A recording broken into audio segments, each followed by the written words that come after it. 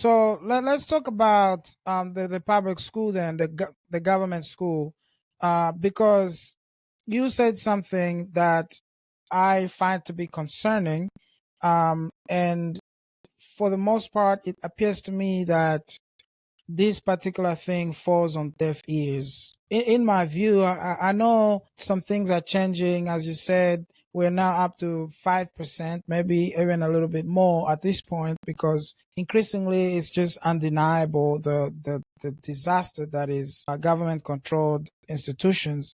Um, but the numbers are still unbelievable to me.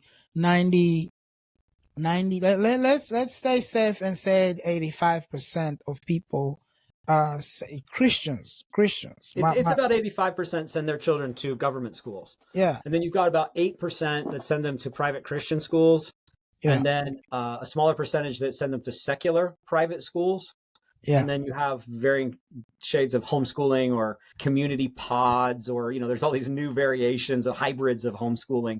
But yeah, it's about 85% of evangelical Christians send their children to government schools. yeah. So, well, God has an opinion on education. Is God's opinion on education um anti-government school? Absolutely. Entirely. Yes. So, there's several aspects to that. I think one of the things that we have to look at is how the government schools are funded. So again, you have to have a bigger theology to be able to understand this, but there's a biblical theology of charity, for example, Yes. And caring for the poor, just like there's a biblical theology of everything. And Yeah. so our goal as Christians is to learn the biblical theology of everything, right? Yes.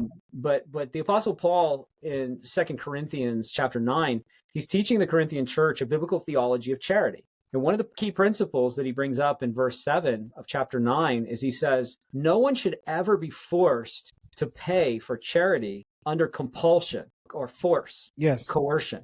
God doesn't want that. God wants everybody to give cheerfully from their own heart what they've decided to give, willfully, willingly. Yeah.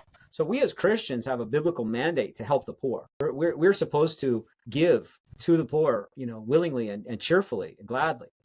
But when we're forced to do it at gunpoint or proverbial gunpoint, that becomes immoral. So the illustration I sometimes use is, let's say that that you and I and my friend Jay Jacino, who you had interviewed, here before, let's say that we're all sitting here and Jay says, we're really grateful to homeschool, but we're kind of struggling financially, and we're trying to find a way to be able to keep homeschooling our children. And so I take out a gun and I stick it in your chest and I say, John, give me your wallet. And you don't want to get shot, so you give me your wallet. And I take your wallet and I give it to Jay. And I say, Jay, I just want to bless you, brother. This is a gift. I want you to take this money and I want you to homeschool your children and teach them about Jesus and teach them the Bible and teach them that they should love Jesus and love their neighbor and be good Christians and not steal, And so, but let's say that I do that. Is that charity? Is that loving? Is that kind? Is that exercising Jesus's ethics? I say no.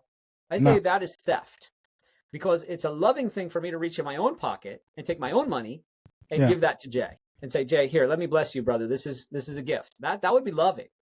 But for me to steal your money and redistribute it by force to him, that's not an act of kindness or love. That's not biblical charity. Yeah. That is what forced redistribution of wealth is.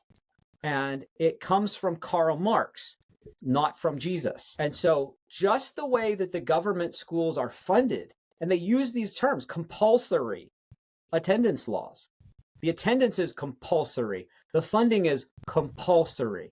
Yeah. And Paul teaches there in 2 Corinthians 9:7, charity should never be something that happens under compulsion. So we're violating a biblical principle just there.